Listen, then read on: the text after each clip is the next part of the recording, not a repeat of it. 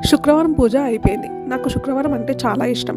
ఎందుకో తెలీదు, ఫ్రైడే రోజు ఒక స్పెషల్ డే లాగా అనిపిస్తుంది.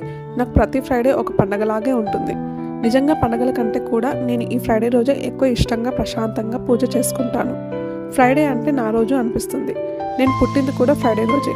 మేబీ అందుకే ఇలా ఉంటుందో తెలియదు. ఇంకా మా పిల్లలకి కూడా విగ్రహాలు తుడిచి బొట్లు పెట్టి పూలు పెట్టడం అంటే చాలా ఇష్టం.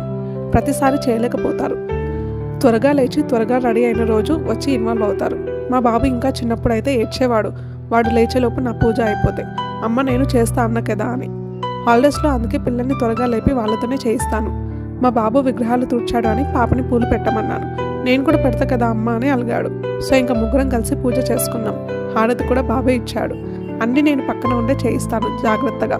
అయ్యో ఏమన్నా అవుతాయి అని అనుకోకండి. అన్నీ అయ్యో అనుకుంటే ఏం నేర్చుకోలేరు. ఇంకా నాకు జలుబు లైట్గా ఫీవర్ ఉన్నందుకు 4:30కి లేచాను.